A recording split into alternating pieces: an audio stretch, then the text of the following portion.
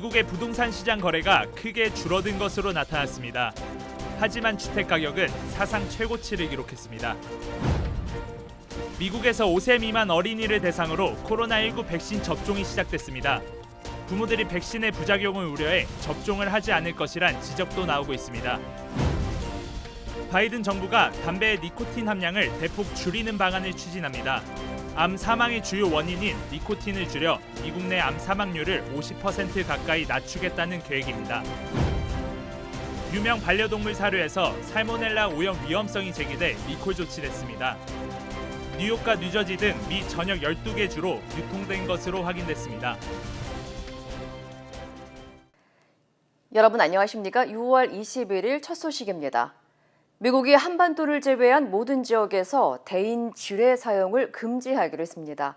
그동안 전술적 효과는 크지 않으면서 오히려 민간인을 해칠 수 있다는 비판을 받아왔는데 한반도의 비무장지대만큼은 여전히 필요하다는 입장입니다. 워싱턴에서 왕종명 특파원입니다. 백악관이 그동안 반인도주의 무기라는 비판을 받아온 대인지뢰를 더 이상 사용하지 않겠다고 발표했습니다. 대인지뢰가 현대전에서 전술적 효과는 크지 않으면서 오히려 민간인 피해만 키울 수 있다는 겁니다. The use of these weapons put more civilians at risk of being injured by unexploded mines, including children, long after the fighting has stopped. 최근 러시아가 우크라이나 침공 과정에서 대인지뢰를 사용한 것이 알려지면서 국제사회 비판이 거센 것도 미국의 결정에 영향을 준 것으로 보입니다. 이번 조치는 지뢰 사용을 엄격하게 금지한 1997년 오타와 협약을 적용한 결정인데 정작 미국은 이 협약에 가입돼 있지 않습니다. 오타와 협약은 지뢰의 사용과 생산, 비축, 이전을 금지한 협약으로 북대서양 조약기구 나토 등 160여 개 나라가 참여하고 있습니다. 다만 미국과 한국은 한반도 예외를 이유로 이 협약에 가입하지 않았습니다. 미국 정부는 대인지뢰 금지에서 한반도를 예외로 둔 배경을 두고 미국은 여전히 한국을 방어할 책임이 있는 만큼 비무장지대의 지뢰를 남겨두어야 한다고 설명했습니다. The United States does not maintain any minefields in Korea or on the DMZ. They're all owned by the Republic of Korea. We have a responsibility for defense. 미국은 현재 대인지뢰 300만 개를 비축하고 있고 2002년 아프가니스탄전에서 딱 한 건 사용한 게 마지막이라고 밝혔습니다. 워싱턴에서 MBC 뉴스 왕중명입니다. 고물가는 지금 전 세계적인 현상입니다. 이걸 감당하려면 노동자들의 소득도 그만큼 늘어야 하는데 임금은 제자리거나 물가 상승폭만큼은 미치지 못하고 있습니다. 임금 인상을 요구하는 시위와 파업이 전 세계적으로 시작됐습니다. 박소희 기자입니다. 철로가 텅 비었습니다. 철도역에는 파업으로 해당역이 폐쇄됐다는 안내문이 붙어 있습니다. 영국 철도 노조가 30년 만에 최대 규모의 파업을 시작했습니다. Rents are going up by 200, 300 pound a month. I can tell you for free, my salary's not gone up by 200, 300 pound a month. So it's becoming a case of how do they expect us to survive? 지난달 발표한 영국의 물가 상승률은 9%로 40년 만에 최고치입니다. 노조는 7% 임금 인상을 요구하고 있습니다. 의사, 교사단체, 간호사 노조도 철도 파업에 동참 계획을 밝혔습니다. 실질 소득이 늘 수 있게끔 물가 상승분보다 급여를 더 올려달라는 주장입니다. 여성 교원 노조는 12% 임금 인상을 요구했고 간호사 노조는 물가 상승률에 5%포인트를 더해 월급을 인상하라고 요구했습니다. 벨기에에서도 노동자 7만 명이 같은 요구를 하며 거리에 나섰습니다. 벨기에 물가 상승률은 9%에 달했습니다. 파업으로 브뤼셀 공항의 모든 출발 항공편이 취소됐고 버스 운행도 멈췄습니다. 아르헨티나의 올해 누적 물가 상승률은 23%, 시위대 수만 명이 도로를 점거했습니다. 코로나 이후 러시아, 우크라이나 전쟁으로 인한 충격은 먼저 고물가로 세계를 덮쳤습니다. 이제 그 2라운드가 못 살겠으니 월급을 올려달라는 요구로 터져나오기 시작했습니다. MBC 뉴스 박소희입니다. 최근 미국 내 여행 수요가 급증하고 있는 가운데 공항과 항공사의 심각한 인력 부족 현상에 항공 대란이 더욱 심각해지고 있습니다. CBS에 따르면 최근 미 전역의 공항과 항공사들의 폭발하는 여행 수요를 맞추지 못해 직원들은 물론 항공 지연 사태가 빈발하면서 여행객들의 불만이 이어지고 있다고 진단했습니다. 이와 관련해 사우스웨스트 항공사 소속 조종사들은 인력 부족으로 쉬는 날에도 근무를 해야 할 정도로 열악한 노동 환경에 몰리고 있다면서 근로 환경 개선과 임금 인상 등을 요구하는 피켓 시위를 시작했습니다.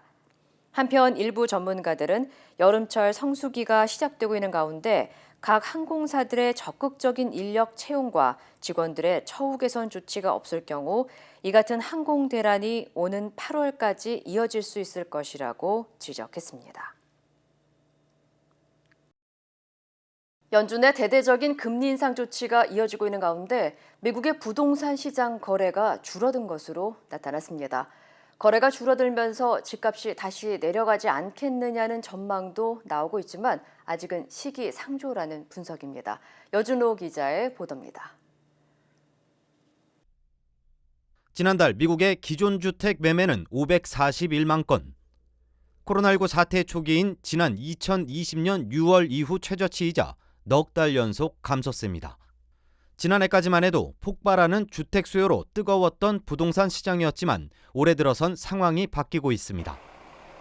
연준의 금리 인상 조치 후 모기지 금리도 치솟으면서 주택 구매에 대한 부담이 커졌기 때문입니다. 특히 첫 주택 구매자들의 내 집 마련이 더욱 어려워지고 있다는 진단입니다. Even though we've seen a rate hike, it's going to get even worse. So if you're waiting to buy real estate because you think it's unaffordable, it might become even more unaffordable as they continue to raise rates. 일각에선 부동산 거래가 줄어듦에 따라 시장의 수요와 공급이 균형을 찾으면서 집값이 떨어질 것이란 전망도 나옵니다. 하지만 여전히 주택시장의 공급 부족 현상이 지속되고 있는 만큼 당분간 큰 변화는 없을 것이란 분석입니다. 내가 집을 갖고 있는데 나 이 모이자가 3.5%야. 근데 지금 6%로 새 집으로 옮겨 가시겠어요?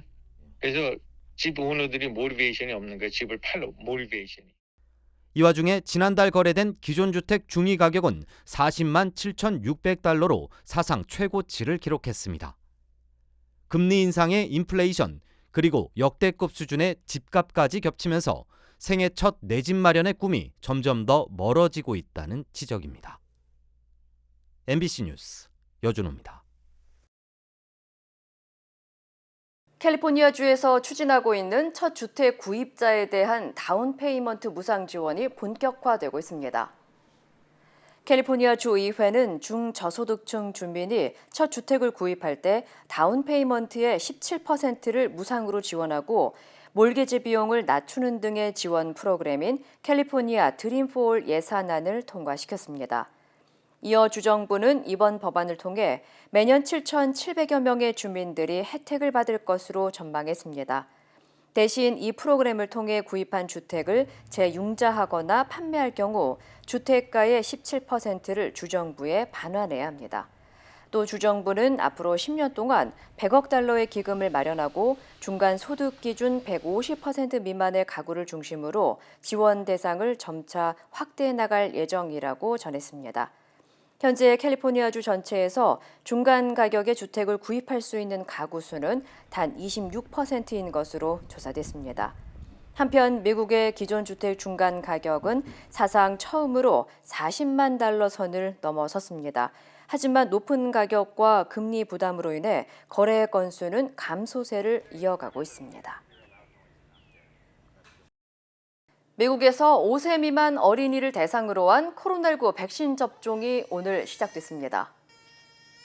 연방질병통제예방센터 CDC는 오늘부터 생후 6개월에서 5세 미만 어린이 1,700만 명을 대상으로 코로나19 백신 접종을 시작했다고 밝혔습니다. CDC는 5세 미만 어린이들은 화이자와 모더나 백신을 맞게 되며 화이자 백신은 성인 용량의 10분의 1을 사용해 3차례 접종이 요구되고 모더나는 성인 용량의 4분의 1을 2차례 접종한다고 전했습니다. 전문가들은 코로나19로 5세 미만 어린이 3만 명 이상이 입원을 했고 500명 가까이 숨졌다며 보호자들에게 어린이에 대한 코로나19 백신 접종을 권고했습니다. It'll certainly allow us to have more freedom with our personal lives and what we do. And for the baby, we'll feel like we have cloaked him in as much protection as we can. 현재 영유아 백신 접종이 개시됐지만 부모들이 부작용 등을 우려해 접종률이 얼마나 될지는 미지수입니다. 한편 조 바이든 대통령은 5세 미만 어린이 백신에 대해 과학적으로 검증된 백신이라고 강조했습니다. 조 바이든 행정부가 담배의 니코틴 함량을 대폭 줄이는 방안을 추진합니다. 연방식품의약국 FDA는 암 사망률을 낮추기 위해 의무적으로 담배 회사들의 니코틴 함량을 중독성이 없는 수준까지 대폭 줄이는 규정을 발표할 예정이라고 전했습니다. 이와 관련해 워싱턴 포스트는 앞서 조 바이든 대통령이 발표한 25년 내 암 사망률을 50% 이상 낮추겠다는 계획의 연장선이라고 진단했습니다. 금연 단체들은 이번 법안이 시행된다면 암 사망률을 낮춰 수백만 명의 생명을 살릴 수 있을 것이라고 기대했습니다. 한편 미국에서는 흡연으로 매년 48만 명 이상이 숨지는 것으로 나타났습니다. 차량 공유업체 우버가 팬데믹으로 중단했던 카풀 서비스를 2년 만에 재개합니다. 우버는 카풀 서비스 우버엑스 쉐어를 뉴욕과 LA, 시카고, 샌프란시스코 등 9개의 대도시 지역에서 재개하고 이후 서비스 지역을 점차 확대해 나갈 예정이라고 전했습니다. 이어 최근 물가 상승 등의 경제 상황을 고려할 때 이번 카풀 서비스는 고객들에게 저렴한 혜택을 제공할 것이라면서 이를 이용할 경우 최대 20%의 요금 할인을 받을 수 있다고 강조했습니다. 한편 우버는 코로나19가 본격적으로 확산하기 시작했던 지난 2020년 3월부터 카풀 서비스를 중단했습니다. 미 전역에서 판매된 반려동물 사료에서 살모넬라 오염 위험성이 제기돼 리콜 조치됐습니다. 연방식품의약국 FDA는 유명 브랜드인 프레시패사의 일부 강아지 사료에서 살모넬라 오염 가능성이 제기돼 폐기 조치될 예정이었던 일부 제품이 배송 부주의로 인해 유통된 것으로 드러났다면서 해당 제품을 리콜한다고 밝혔습니다. 리콜 대상은 유통기한이 2022년 10월 29일인 프레시패사의 셀렉트 프레시 프롬 더 키친 4.5파운드 제품이며 조지아주와 뉴욕, 뉴저지 등 미 전역 12개 주로 유통된 것으로 알려졌습니다. 당국은 현재까지 리콜 제품과 관련된 신고는 없는 것으로 파악됐으며 리콜 제품을 구매한 소비자는 즉시 폐기하거나 구입처에서 환불받을 것을 당부했습니다. 캘리포니아주의 송어 수십만 마리가 박테리아 감염으로 집단 폐사될 예정입니다. 캘리포니아주 어류야생동물관리국은 시에라 지역의 무지개 송어 부화장에서 락토코러스 페투아리 박테리아가 발견됐다면서 송어 35만 마리를 폐사 조치할 계획이라고 밝혔습니다. 페투아리 박테리아는 물고기와 알을 통해 감염되며 박테리아에 감염된 송어는 눈이 불룩하게 나오거나 불규칙한 움직임 등의 증상을 보이고 사망률도 높은 것으로 알려졌습니다. 이와 관련해 전문가들은 물고기에서 사람에게 박테리아가 전염되는 경우는 희박하지만 안전을 위해 잡은 물고기는 고온으로 요리해 먹는 것이 좋다고 조언했습니다. 한편 당국은 송어 폐사 조치 후 해당 수로의 다른 물고기를 대체할 예정이라고 전했습니다. 순수 한국 기술로 만든 누리호가 드디어 발사에 성공했습니다. 독자 기술로 발사체를 만들겠다 나선 지 12년 만입니다. 차현진 기자입니다. 모든 준비가 끝나고 발사대에 홀로 선 누리호. 하늘은 구름 한 점 없이 맑았습니다. 발사 10분 전 자동 카운트다운이 시작됐습니다. 지금부터는 연구진도 발사를 멈출 수 없습니다. 5, 4, 3, 2, 엔진 점화, 26, 누리호가 발사되었습니다. 화염의 온도는 3,300도.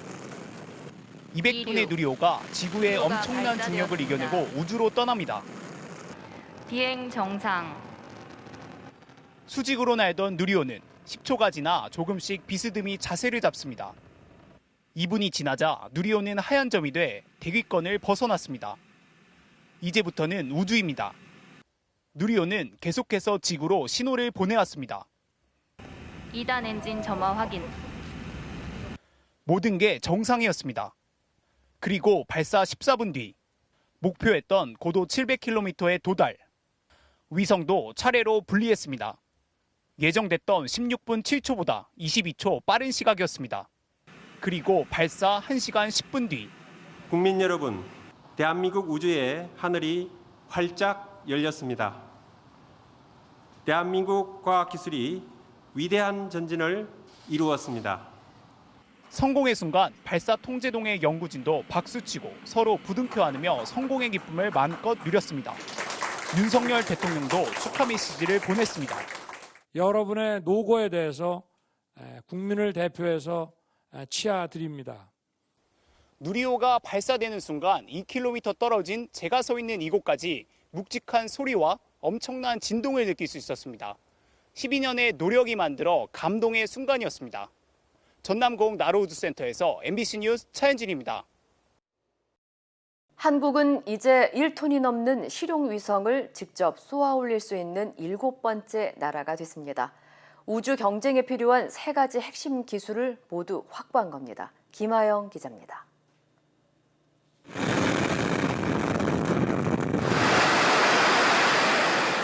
이제 한국은 다른 나라 발사체를 빌리지 않고 우리 발사체로 위성을 쏠 수 있게 됐습니다. 이번에 올려보낸 위성은 능력 시험 목적이 강합니다. 1.3톤짜리 알루미늄 덩어리 위성입니다. 하지만 1차 때와 달리 이번에는 실제 기능을 하는 위성도 함께 보냈습니다. 160kg짜리 성능 검증 위성은 정확히 자리를 잡은 뒤 발사 42분 뒤 발사체의 정보를 남극 세종기지로 보내는 데 성공했습니다. 성능 검증 위성 안에는 우주 인력을 키우기 위해 대학 연구팀들이 만든 작은 큐브 위성 4개도 함께 실어보냈습니다. 이틀에 하나씩 우주로 내보내는데 크기는 작지만 각자 기능도 있습니다.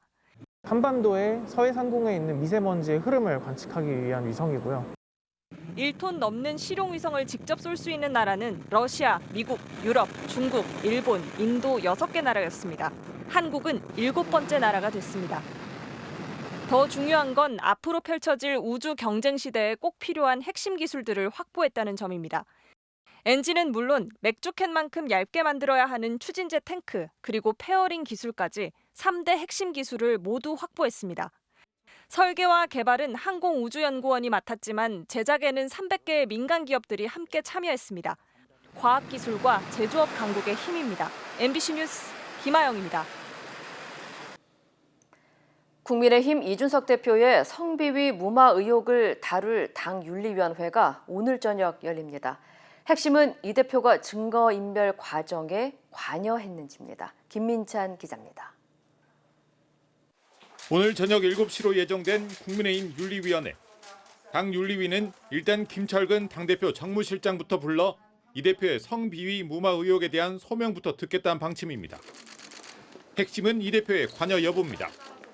현재까지 공개된 건 지난해 말 성접대 의혹이 제기되자 이 대표가 바로 김 실장을 대전으로 내려보내 제보자를 만나게 했다는 녹취록입니다. 이후 김 실장이 제보자에게 7억 원의 투자 각서를 써줬는데 당 윤리위는 이 부분에서 이 대표가 성접대 의혹을 무마하는 대가로 김 실장을 통해 투자 각서를 쓰게 했는지를 조사 중입니다. 하지만 김 실장은 개인적 행동이었다고 선을 긋고 있습니다. 이 대표는 윤리위에 불만을 드러내며 징계 자체를 수용할 수 없다는 뜻을 밝혔고 정도도 과하다는 입장은 여전하십니까? 구체적 질문엔 대응하지 않았습니다. 김철근 실장이 각서를 쓴 사실 언제 아셨습니까? 당 윤리위의 결정에 당내외 관심이 집중되고 있지만 당장 징계 여부가 결정될지는 미지수입니다. 윤리위 관계자는 MBC와의 통화에서 한 번 회의로 끝날 일은 아니라면서 이 대표가 직접 소명할 기회는 다음에 줄 것이라고 말했습니다. 그러면서도 녹취록과 같은 증거가 이미 공개돼 있는 만큼 징계 여부 결정이 늦어지진 않을 것이라고 밝혔습니다. 경찰 수사를 지켜봐야 한다는 이 대표 측 주장에 대해 윤리위 관계자는 수사 결과에 따라 판단할 거면 윤리위가 왜 필요하냐고 말하는 등 징계를 둘러싼 양측의 신경전도 치열합니다. MBC 뉴스 김민찬입니다. 성희롱 발언 혐의로 민주당 최강욱 의원에게 당원 자격정지 6개월 징계가 내려졌죠. 당 안팎에서는 여러 목소리가 나오고 있는데 당 쇄신 계기가 될지 주목됩니다. 김재경 기자입니다.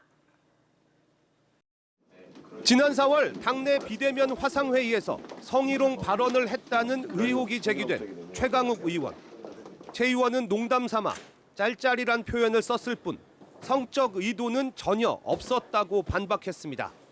하지만 최 의원의 사과 없는 해명은 오히려 중징계의 사유가 됐습니다. 당 일각에서는 합당하지 않은 징계다. 검찰공화국과 결전을 앞둔 시점에 논리와 전투력을 겸비한 핵심 공격수를 뺀 꼴이라는 반발이 나오기도 했습니다. 우상호 비대위원장도 개인적으로는 센 징계라는 생각이라고 말했습니다. 다만 윤리심판원이 선거 연패의 원인 중 하나인 성비위와 단절하겠다는 의지를 담아 내놓은 결론인 만큼 비대위원회가 이걸 뒤집기는 쉽지 않을 거란 전망입니다.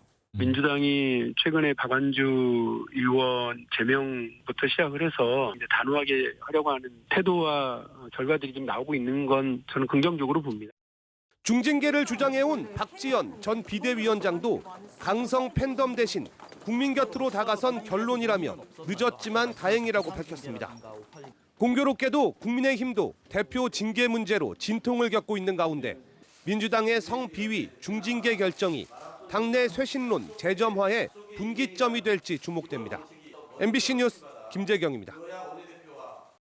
한국의 행정안전부가 경찰국을 신설하고 행안부 장관이 경찰청장을 지휘하는 방안이 발표됐습니다.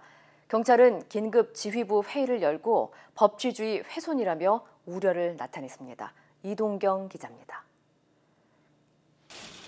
행안부 산하의 경찰 제도 개선 자문위원회는 먼저 부처 내 경찰 관련 지원 조직을 신설하라고 권고했습니다. 현실화된다면 과거 내무부 산하 경찰국 이래 31년 만에 행안부 내 경찰 업무 조직이 생기는 겁니다. 실질적인 행안부 장관의 소관 사무를 제대로 수행하기 위해서 행안부 내에 관련 조직을 두고 운영하자는 그런. 위원회는 또 행안부 장관이 경찰청장과 소방청장을 지휘할 수 있도록 지휘 규칙을 만들라고 권고했습니다. 행안부가 경찰 인사와 감사에 참여할 통로도 열어놨습니다.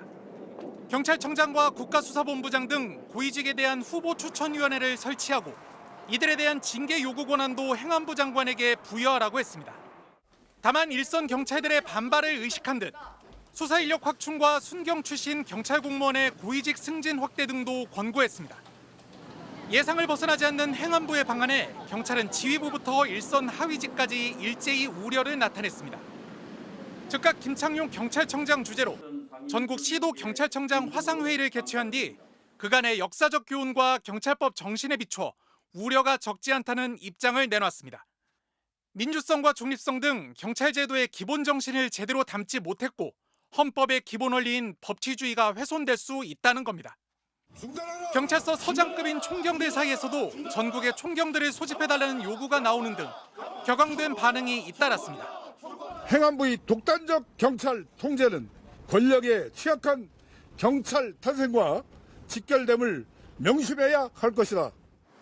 국가경찰위원회도 경찰 행정을 32년 전으로 후퇴시키는 결과를 가져올 것이라고 지적했습니다. MBC 뉴스 이동경입니다. 최근 러시아의 반체제 언론인 드미트리 무라토프가 우크라이나를 돕기 위해 자신이 받은 노벨 평화상을 경매에 내놨습니다. 관련 소식 전해드립니다. 경매사가 최종 낙찰을 선언하자 곳곳에서 환호와 박수가 터져 나옵니다.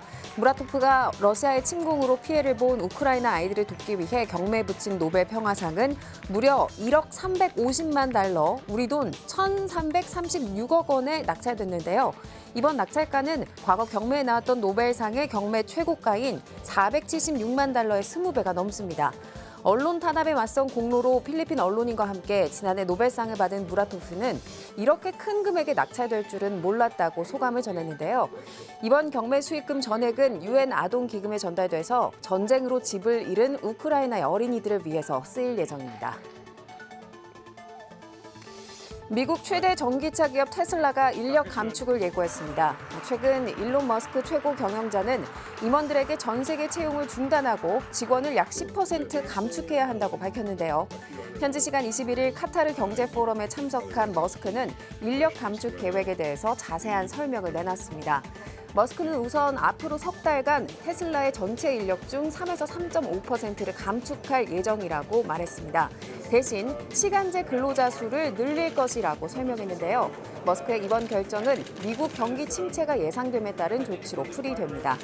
웨스는 이번 머스크의 발언이 약 6천 명의 정규직이 해고 대상이라는 점을 시사한 것이라고 해석했습니다. 미국 뉴욕 도심에서 자전거와 충돌한 택시가 인도를 넘어서 베이글 매장을 덮치는 사고가 발생했습니다. 사고 직후 인근을 지나던 수십 명의 행인이 모여들어서 2,000kg에 달하는 SUV 차량을 들어 올리는 데 성공했고요. 택시 아래 깔린 여성 2명을 극적으로 구조했습니다. 여성을 구조한 시민 중 한 명은 차에 깔린 사람들이 큰 충격으로 비명을 지르거나 말을 하지 못하고 우리를 지켜보고만 있었다고 긴박했던 상황을 설명했는데요. 이번 사고로 가게 앞 인도에 설치된 테이블에서 식사 중이던 손님 등 6명이 중경상을 입고 병원으로 옮겨져 치료를 받고 있습니다. 경찰은 정확한 사고 원인 조사에 나섰습니다. 이 시각 세계였습니다. 인터넷과 SNS에서 화제가 된 소식들 알아보는 투데이 와글와글입니다. 월급 180만 원에 4살 아이를 밤새 돌보고 집안일까지 할 사람을 구한다는 글이 누리꾼들의 문매를 맡고 있습니다. 화요일부터 금요일 출근해 오후 6시부터 다음 날 오전 6시까지 청소와 빨래, 아이 밥 차리기와 재워주기 등의 근무 내용인데요. 그러니까 아이 돌봄과 집안일을 동시에 해야 한다는 겁니다. 부인 글에는 명령조나 감정 섞인 문구도 눈에 띄었는데요. 낮에 일하는 사람, 잠이 많은 사람은 일하기 어렵다면서 편하게 자려는 생각으로 오지 말라. 또 냉장고 뒤져서 음식을 탐내지 말아달라. 안 먹으면 나 줘. 이 말이 싫다라고 적었습니다. 이렇게 일하고 받는 월급은 180만 원인데요. 누리꾼들은 야간 일을 최저시급에 가까이 주면서 근무 강도에 비해 처우가 턱없이 부족하다고 지적했는데요. 저급여에도 지원자가 있다는 게 슬프다라거나 반면에 업무 내용과 급여 자체만 보면 나쁘지 않다 등의 반응이 있었습니다. 성인 남성 여러 명이 힘을 합쳐서 뭔가를 옮기는데요. 대체 뭘까요? 지난주 캄보디아 메콩강에서 한 어부가 낚시로 천신만고 끝에 얻은 대어입니다. 바로 길이 4m, 무게 300kg에 달하는 초대형 노랑 가오리인데요. 이는 지난 2005년 태국 북부 상류에서 잡혔던 293kg짜리 대형 메기의 최대 담수어 기록을 가볍게 깬 겁니다. 과학자들은 향후 1년간 노랑가오리의 행동 방식을 연구하기 위해 음향 태그를 부착해 다시 메콩강에 방생했는데요. 캄보디아에서는 지역 어부들이 거대어나 멸종 위기어를 잡으면 연구원들에게 보고하는 네트워크를 구축하고 있어서요. 이 가오리를 잡은 행운의 어부에게 $600, 약 77만 원의 보상금이 지급됐다고 합니다. 홍콩의 랜드마크 중 하나죠. 수상식당 전보가 운영난에 폐업한 가운데 망망대해에 침몰했다는 안타까운 소식이 전해졌습니다. 중국 명나라 궁전을 본떠 만든 형형색색의 수상 건물 한 채. 지난 46년 동안 홍콩의 명물로 사랑받아 온 수상식당 전보인데요. 엘리자베스 2세 영국 여왕과 톱배우 톰 크루즈 등 전 세계 VIP와 유명 인사가 방문했고요. 007 시리즈 등 여러 영화의 세트로 숱하게 등장한 홍콩의 상징과도 같은 곳입니다. 잘 나가던 식당에 위기가 찾아왔는데요. 홍콩의 반정부 시위로 관광객이 급감하더니 설상가상 2020년에는 코로나19로 영업을 중단하면서 지난달 폐업을 선언한 겁니다. 그렇게 홍콩과 작별하게 된 전보는 예인선에 끌려 동남아 국가로 이동하던 중 남중국해에서 전복됐는데요. 현지에서는 바다에 가라앉은 전보가 홍콩의 흥망성쇠를 보여주는 것 같다며 씁쓸함을 감추지 못하고 있습니다. 희끗희끗한 머리에 주름진 얼굴이 평범한 어르신들 같지만 이들은 60년째 수배 중인 탈옥수들입니다. 단 한 명도 탈옥에 성공하지 못한다는 악명 높은 감옥이죠. 미국 샌프란시스코에서 2,000m 떨어진 섬에 위치한 알카트라즈에서 이들은 감쪽같이 사라졌는데요. 현지 연방보안청이 이들을 잡기 위해 현지 모습을 추정한 이미지를 공개했습니다. 3명의 탈옥수가 살아있다면 모두 90대 노인들로 시민들의 제보를 받기 위해 이 사진들을 제작했다는데요. 당시 무장강도 혐의로 수감된 이들은 치밀한 계획 아래 식당에서 훔친 식기류로 땅을 파고 미끼 인형을 침대에 자는 것처럼 위장한 후 땅굴을 통해 사라졌습니다. 풋풋한 외모를 자랑하는 사진 속 주인공들. 시간이 흐르자 머리숱은 점점 없어지고 배가 나오는 등 어느덧 중년의 모습인데요. 올해 나이 59살의 동갑내기 친구 사이로 5년마다 모여서 이런 사진을 찍고 있다죠. 19살 때 여름방학을 맞아 미국 캘리포니아주 한 호수로 여행을 갔다가 처음 우정사진을 찍었는데요. 대학생이 돼 다시 같은 장소에 모이게 됐고 마침 영화를 전공하던 한 명이 5년마다 같은 장소에서 같은 모습으로 사진을 찍자고 아이디어를 내면서 멋진 전통으로 자리 잡았답니다. 그러던 중 한 친구가 암투병으로 치료를 받게 됐고 설상가상 코로나19까지 겹치면서 이들의 사이는 소원해졌는데요. 하지만 약속을 지키기 위해 최근 오두막에 다시 모여서 9번째 사진을 촬영한 친구들. 사진이 이들의 우정을 끈끈하게 만들어준 셈이네요. 투데이 와글와글이었습니다.